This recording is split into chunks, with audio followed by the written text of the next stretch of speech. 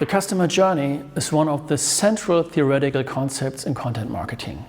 This term refers to the behavior of users from the first contact with what we have to offer to a successful sale. If we don't understand user behavior and their need for information along the way to this conclusion, we can't provide appropriate answers to their questions and will lose them. In the event that we attracted the customer through a paid action, meaning paid advertising, although all marketing activities cost money, this would be a total financial loss. The customer journey is theoretically composed of 3 phases. The awareness phase. The user has a problem and is looking for a solution. He tries to find a solution using targeted research. In the process, he often uses keywords that describe either the problem or a possible solution. He uses these keywords in search engines, website searches, or by clicking on corresponding hyperlinks, such as subpages, a posts page, tags, categories, menu items, rubrics, social media posts, tagged advertising material, etc. The second phase is the consideration phase. The user can concretely describe the problem or the solution. He evaluates various offers that could solve the problem. This is the first phase where he comes into direct contact with a solution provider who's offering a solution in the form of a service or a product. Since these offers distinguish themselves from each other easily in terms of price and value, they can be compared with offers from competitors. The last phase in the customer journey is the decision phase. The user is only presented with clearly formulated offers of solutions which he can compare, mostly in terms of product features, price and problem-solution fit. The choices will be pared down to one product which he finally chooses.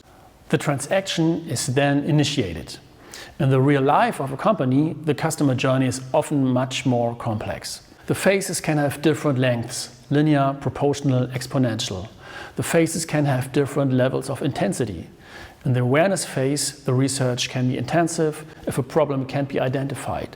In the consideration phase, there might be only a short comparison due to only a few competitors, or a lengthy and intensive decision phase if the product is expensive. The phases can also differentiate themselves within each category.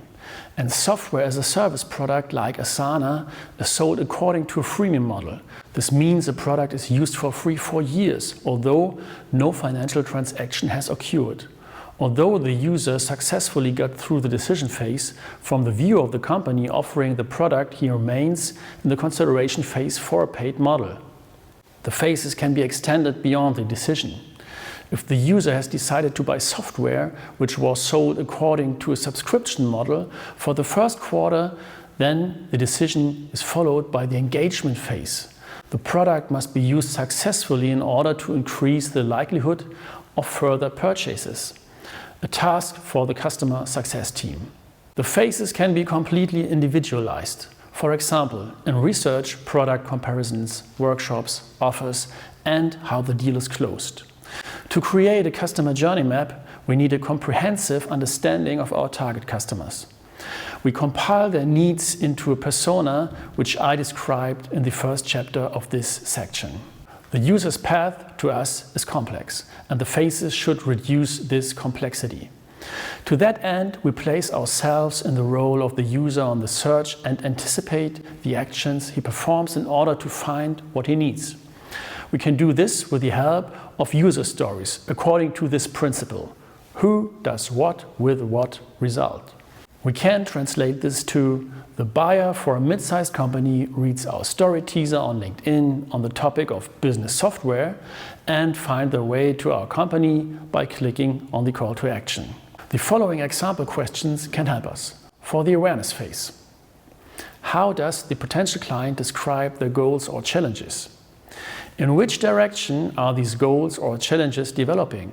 Or what consequences do they face if these goals are not reached or the challenges are not overcome? For the consideration phase: which categories of solutions is the potential client considering? How does the potential client acquire knowledge within these categories?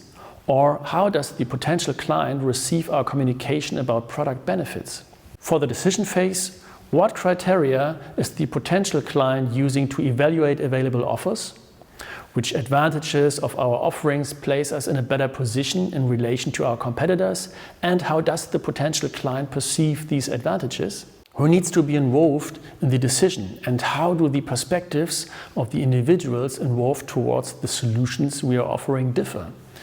In order to completely describe the customer journey, we need to define its various dimensions: goals, needs, solutions, among others.